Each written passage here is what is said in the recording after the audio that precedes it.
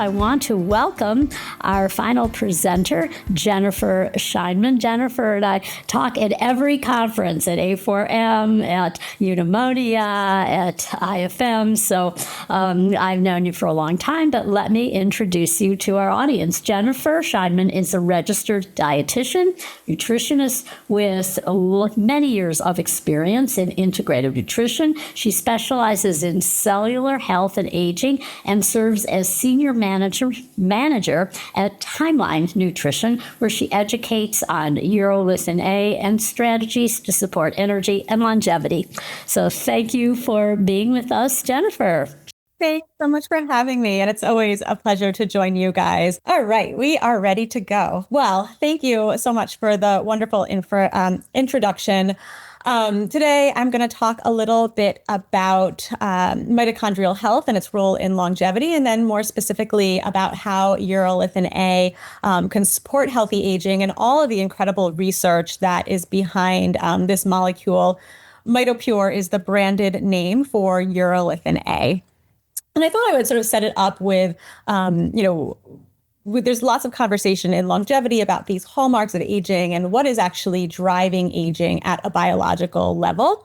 And really, it was almost about 10 years ago that this landmark paper was put out and published of identifying these 9 hallmarks of aging. And then just about 2 years ago, they updated that paper and added a couple of new hallmarks. So we now have landed at these 12 biological hallmarks for aging. And I'm not going to read through the list here, but you'll notice in bold these 3 mitochondrial dysfunction, this decline in macroautophagy, or more specifically, mitophagy and chronic inflammation. And the reason those are bolded is twofold. Number one is that Urolithin A has the power to address those particular drivers of aging, but when we talk about these aging hallmarks, I think what's so interesting is that some of these aging hallmarks are very amenable to lifestyle changes, and there is a lot of impact that we can do through supplementation, diet, and exercise, more so in some than others. And also, these hallmarks, just like everything in our body, nothing lives in isolation. So if you are impacting one of these hallmarks, like mitochondrial dysfunction, you're going to have a downstream effect in several other areas of aging as well. So this is why I think this is super interesting to me, is where do we have the opportunity to really modify and address these drivers of aging? And so the mitochondria, it's become sort of a bit of a buzzword. And when I think back to my days as, learning how to become a dietitian, we had to memorize the Krebs cycle and all of how energy was transformed from the food that you eat into the air, into energy, into ATP. But that was sort of where the lessons stopped. And your mitochondria are so critically important. They are given the name the powerhouse of the cell, but it's almost a misnomer. They're really like the CEO of the cell. They're driving so much communication and signaling throughout the body. And just a couple of really interesting facts and why having your mitochondria, front and center in sort of your thoughts on health and how you're addressing health with your coaching clients as well is, we have more mitochondria in our body than there probably are stars in the sky. We have trillions of cells, and inside those cells, there may be hundreds to thousands of mitochondria. So highly energy demanding cells like the muscle and the brain will have thousands of mitochondria. And they power everything that we do, from, your thinking to your daily activities of living to your mental clarity. And so that's why when they decline, we feel it everywhere. Mitochondrial decline has also been called a parent or central hallmark of aging, where, as I mentioned, these hallmarks don't live in isolation. And when we are able to address mitochondrial decline, that is going to then impact some of these other hallmarks, particularly, I think, chronic inflammation and cellular senescence. And then, of course, vice versa, right? If we are targeting some of these other hallmarks, they are going to impact the health of the mitochondria. But the reason that I think mitochondria is becoming such a buzzword is twofold. Number one is that they are key players of the health of your cells and your bodies outside of just energy metabolism, which is a very important role, and that we have such an opportunity to target mitochondrial health and improve how our mitochondria are functioning.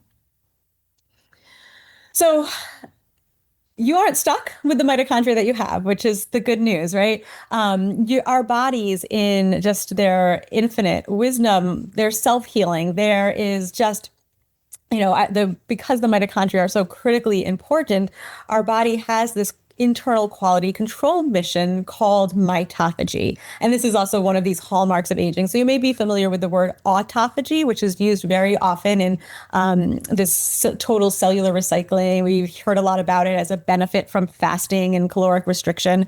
Well, mitophagy is this very specific autophagy, basically, that's happening just on the mitochondria. So when the mitochondria become dysfunctional, the body can recycle them and then create newer, healthy mitochondria. So you get rid of what I like to call the cellular junk drawer that's gunking up the system, the things that we don't need, and then we create newer, healthier mitochondria. And I like this slide because there are a lot of supplements and molecules out there that can benefit the health of the mitochondria, but they're working in different ways. And the way that Urolithin A works is very unique. And that's why I like this. This is certainly not an exhaustive list of all of the types of molecules out there to support mitochondrial health. But when I think of it in three buckets. So one is that recycling process. You do need to get rid of that dysfunctional mitochondria. It's causing damage inside the cell. It's not just damaged mitochondria don't just sit there and not do anything. They're actively sort of causing damage inside the cell. So you want to remove them. You could also optimize how your mitochondria work. I think, NAD and these NAD precursors and CoQ10, B vitamins, they're all making sure that if you have a healthy mitochondria, you're getting all the energy that you can out of it. And then, of course, creating new mitochondria. And the thing that Urolithin A is very unique here is that ability to stimulate the recycling process and then also help to build newer mitochondria. And that's why I really think of it as foundational. It's going to make your other mitochondrial supplements work better when you have new healthy mitochondria and you've gotten rid of that, again, that mitochondrial junk drawer. So let's talk a little bit about what Urolithin A is. It is a natural molecule, but we don't get it directly from food. So the foods that you eat instead will supply these dietary precursors. So urolithin A is what's called a postbiotic. And I like to think of this as, the gut microbiome we know is critically important for so many aspects of our health. And one of those things is this creation of postbiotic molecules. I think I've heard, Dr. Scheinman and other experts say things like your gut is a pharmacy. It's producing these health promoting molecules. And urolithin A is one of those. So when we eat foods like pomegranates, certain berries, and nuts, they're called the ligotannins. That's a specific polyphenol in those foods. Our gut microbiome will convert that into urolithin A. But there's a big but about that statement is that, and no surprise, most of us don't have a healthy gut microbiome. So we are missing out on the benefits of urolithin A. And even for that select few people, like really only about 30 to 40% of the population has the right gut microbiome to make it. But even in that group of people, most are not eating enough of the dietary precursors. So what we've actually found in our studies as I start going through them is to get these clinically meaningful benefits from urolithin A, you'd have to drink the equivalent of 6 cups of pomegranate juice daily, which, as a background and as a dietitian, I think pomegranates are a great part of somebody's diet. I would not ever recommend 6 cups of pomegranate juice daily. And that would also only be if you're of that 30 to 40% who has the ability to make urolithin A. So this is one of those rare cases where it's really hard to rely on diet alone to get the benefits. Now, Timeline, who are the makers of Mitopure, really are the ones who put urolithin A on the map. And they've approached studying this molecule very much the way that almost like a pharmaceutical is studied, where they identified these potential bioactives that are in nature, and they put them through rigorous preclinical trials in worms and mice. Then they moved them through human trials before we even had a product on the market.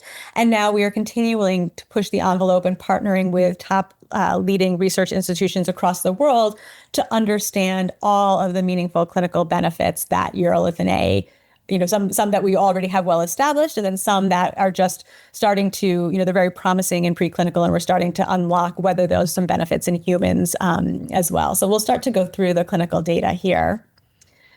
So the first one, this was really our first study. And one thing I actually should mention is, I'm not sure, Sandra, if you're going to be sharing out the slides, but all of this is in the reference section at the end. And if you do go to the website, timeline.com, we have all of our clinical research listed there. It's almost all open access. So if you're someone who likes to really nerd out on the research, you can read all of this for yourself. This is just going to be a little bit of an introduction to all of that.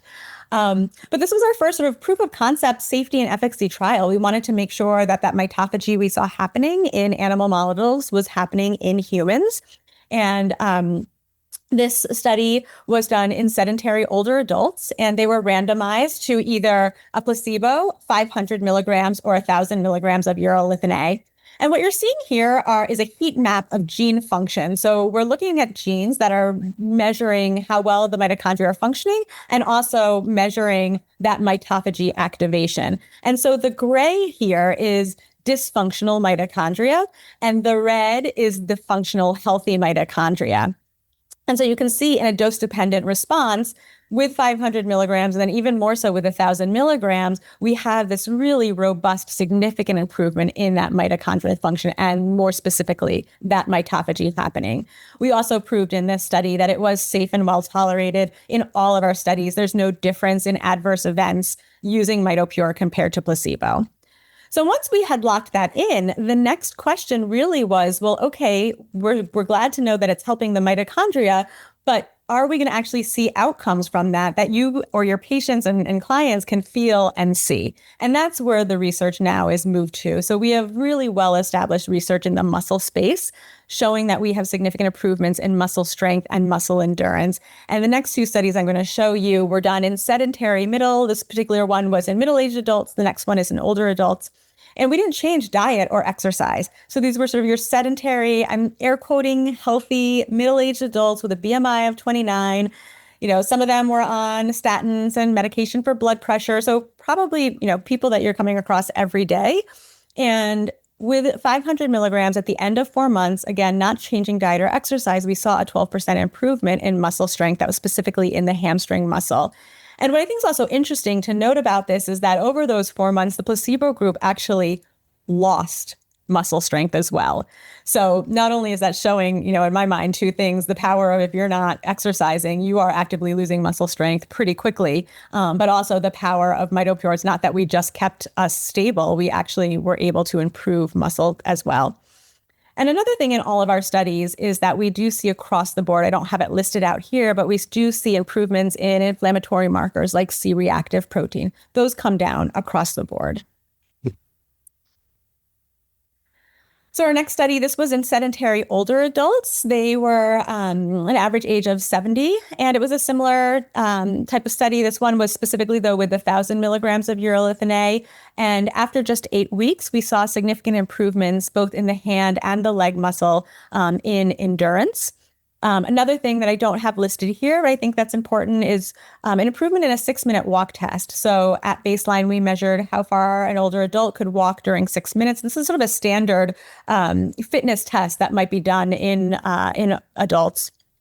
And at the end of the trial, while it was not statistically significant, there was a meaningful, about a 30-meter increase in how far an older adult could walk. Again, without doing any sort of exercise training. So very clinically meaningful, trending towards significant, but it did not make statistical significance at the end of this study. And then the question really is, well, we've got some great data in, sedentary, middle-aged, and older adults, but what about your active young athletes? And so these studies, the one in the middle, we did in partnership with a research institution out of Australia. But I think what's interesting about this is the two studies that are on the end were done outside of us. They did use our Mitopure molecule because it is clinically validated and it's clean and it's pure. But we played no role in this. And in fact, we learned about the results sort of after the study was even done.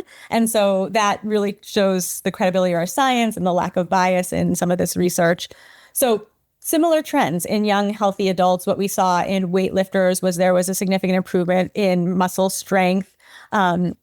The middle study looked at Olympic trained runners, endurance runners, and there the key message really was recovery. So creatine kinase is sort of a measure that can be used with like muscle damage and muscle strain post-activity and post-exercise, and that was much lower in our exercisers, in our Mitopure group than in our placebo group. Additionally, rate of perceived exertion came down, and there was also an improvement in VO2 max, so that aerobic capacity. And then in footballers or soccer players, the They were part of a 6-week training camp. And what we saw here was that their performance improved with Urolithin A, specifically their run times and the distance that they could run, and also their jump height. So very, very clear that Mitopure has a remarkable impact on muscle, and then, of course, mitochondrial function. But now we're starting to look at the research in other areas of aging as well. So immune aging, we think of immune health often seasonally as, cold and flu and something you want to boost during the winter months. But the fact is immune aging is a key piece of the aging process. We all are pretty familiar with inflammaging, which is happening actually from this chronic inflammation that is part of an immune dysregulation. But also as we get older, the body becomes less susceptible to fighting off viruses and also less susceptible to surveillance for cancer. So this is really an important piece of the puzzle when we think about aging. And our first study here was 1,000 milligrams as well. This was in healthy middle-aged adults. And we did this deep sort of phenotyping and analysis of the immune cells in this population. What we found after 1 month is that these early responding immune cells, these CD8 T cells, they tend to be less of them as we age. And there was almost this immune rewiring or profiling where we had more of these early responding immune cells. And we also saw more biogenesis within these cells, and also that these cells had better energy metabolism. So they were switching from glycolysis to free fatty acid and amino acid oxidation, which is what you actually want to see. We want to see that shift there. And then interestingly, better immune cell activity that was actually done outside the body. But when we took the immune cells and we exposed them to E. coli, they responded much more quickly to that pathogen. And this study is now leading the way to some more interesting studies, particularly even in the cancer space. So these are 2 clinical trials that are underway right now with the clinical trial numbers, if that's something you'd like to look up. But the mitocancer is looking at application of Urolithin A in support with immunotherapy, specifically Keytruda, and seeing if we can improve some biomarkers and outcomes there. And then the UroPro is in men who have been diagnosed with prostate cancer and looking at some inflammatory markers associated with cancer as well. So lots to learn here. And then the other area that we have been very actively researching and have products in is skin aging. And, the skin, of course, there's the aesthetic aspect of that. And those of us, who are taking care of our health want to look as well on the outside as we feel on the inside. But the skin also is an organ with its own job that also starts to lose functionality as we age. So sort of anecdotally, what I've been told is that people who were taking our supplements started reporting that their skin was looking better. And so it was a bit of this aha moment where, of course, we've got mitochondria in our skin, and the skin is a very energy demanding organ to continue that skin turnover. And then also we're constantly exposed to UV light and environmental, a barrage of environmental toxins. So this was all of the studies I'm going to show you on skin are done with, they're in a preprint, which is actually under peer review right now and should be published hopefully any day. I think fingers crossed by the end of August. So this will be a peer-reviewed publication that will be accessible for all of you to read, but the preprint is also up on our website. So this first part was actually preclinical, where we just wanted to look at the effects of topical Mitopure on the skin cells, so specifically the keratinocytes and the fibroblasts. And here what we see is that it's happening very quickly. So after just 72 hours, we start to see this improvement in mitochondrial turnover and mitochondrial quality. And in fact, the skin cells, their mitochondria start to renew by 30%. We've also done what's called an HRIPT. We actually have several of these now, not only on just the base molecule, but also all the finished products. So an HRIPT is basically a human safety and sensitivity test.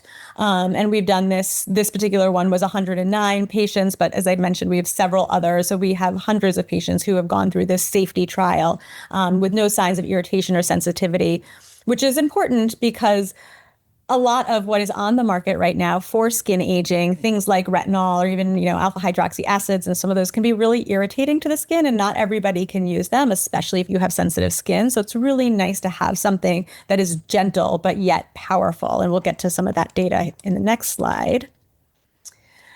So, as I mentioned, that first slide really is about preclinical data, but we, again, want to have products that have science behind them that you can see and feel. And so this is clinical data on our topical formulation. And again, this is just Mitopure as a base ingredient. And then each of our finished products also have some additional benefits as well, because they're paired with some other actives. But here what we see is, I think what probably most of us are looking for is healthier looking skin, lower wrinkle depth and volume. And so after just 2 weeks, what we saw with compared to placebo was that visible signs of aging were reduced. And then when we took that out to 8 weeks, it became statistically significant. We did skin biopsies on these subjects, and what we found is those genes that are related to collagen abundance and collagen assembly, they were all upregulated, which is part of why we start to see that healthier, more robust looking skin and that lower fine lines and wrinkles. And then what I think is really interesting is this last column, which talks about photoaging, because again, these retinols and a lot of the actives that we use, you have to be very sensitive to the sun and very careful with sun use after you use these. And in fact, this seems to be the opposite. When you apply Mitopure topically, and specifically after exposure to sun, all of this, it's called erythema and inflammation, and the redness that happens after sun exposure is resolved much more quickly. And so it's, I would never say this is a replacement for a sunblock or sunscreen of any way, but it does seem to have this ability to protect against photoaging. And so I think that, especially since photoaging is really the main driver of skin aging, of course, cellular decline is paired with that. But so this is kind of working both on different drivers of skin aging. So all of our products at this point, we have, over 2,000 patients or participants who have gone through our clinical trials. We've got hundreds of thousands of customers that are using this safely and with wonderful feedback on the products. I think, clinical efficacy is highly important, but just as important is the quality of what is in the supplement as well. What is available on Amazon lots of times is, to be fair, is like pure junk and garbage. So if you are looking at, and this is not just Urolithin A, right? Any supplement that you're looking at, you want to look for something that is third-party tested. So we've been awarded, it's called generally regarded as safe by the FDA as a supplement and food product. We are NSF. Some of our products are NSF certified for sport. Some of them are just NSF. But NSF for sport is really like one of the highest, cleanest standards, because that is making sure that athletes can take this safely and there's nothing in there that's going to enhance their performance. But then, of course, just NSF is making sure that it has what we say is in the label is actually in the product and nothing else. So no pesticides, heavy metals, all the things that you don't want to have. And we've got across both skin and the dietary supplement, we have over 20 clinical trials to date, 11 on the muscle and immune. And we have several that are ongoing, which are easy to find if you do go to clinicaltrials.com. I mentioned those first two in immune, but we're looking at things like brain aging. The Buck Institute of Aging is really interested in how Urolithin A supports brain aging and neurodegenerative disease. And we are also looking at some more immune studies as well, muscle and skin, kind of continuing to build a portfolio there. So lots still to come and learn about this molecule. And I think we've just sort of at the tip of the iceberg. So really excited to learn more about what this can do. But given the powerful efficacy, the proven response on mitochondria and specifically mitophagy, and the safety of it, this is something that I think people can feel very comfortable using. So how to use it? The doses that we've studied are 500 and 1,000 milligrams. We did study 250 milligrams and we did study 2,000 milligrams. 250 didn't seem to do anything. So there are some other products out there that I've seen that do have actual Mitopure in it, but it's at a dose of 250 milligrams. There's just not going to get any benefit from that. And it seems the benefits plateau at 1,000 milligrams. So there's no upper level of toxicity, but there just doesn't seem to be any reason to take more than 1,000 milligrams. It can be taken fed or fasted, but you just want to try and take it around the same time of day. That's great for compliance, but also because it has about a 24-hour half-life. So that's really just being consistent there. And then I'm just noticing that I don't have our most favorite way to take Urolithin A. So we have our soft gels, which are these red pills. We have a berry flavored powder, which is wonderful to mix into a smoothie or yogurt. But our gummies, which are probably the most popular, they are sugar-free, natural flavors, natural dyes, strawberry gummy that I can't tell you like how many times people are like, these taste too good to be true. They taste like you guys should go in the candy business. Like they're really, really delicious. And all of those are at 500 milligram dose. That's what the month supply is. But you can very much, if you're interested in having the higher dose, you can go up to 1,000 milligrams as well. So this is our line of direct-to-consumer products. So you can see there, I do have the gummies pictured. And then our whole line of skincare products, everything that is from a cleanser to an exfoliator to, different types of creams and serums and an eye cream. They all have 1% Urolithin A, and then they're all paired with different actives so that this could be a full system should you choose to, or you could very easily pick one thing and integrate it into whatever skincare regimen you already have and are happy with. The nice thing is because it's so gentle, you can pair it with other things without really having a concern for sensitivity or irritation. And then for anyone who's listening who is working directly with patients, we do have a pro line that just launched in, I want to say end of February or March. So this is that higher 1,000 milligram dose that is where we really start to see more of those benefits. So most of our studies were done with 1,000 milligrams. We do know that 500 is adequate for stimulating mitophagy. It is adequate for muscle strength. But most of our other studies in like the athletic population, the immune study, that was done with 1,000 milligrams. So we wanted to make sure that providers have access to that. And that is available through wholesale on our website. I should have put that in here. So Sandra, I'll make sure you have that for any takeaways. But pro.timeline.com is where you can sign up for an account, or anybody who's using FullScript, we're available there as well.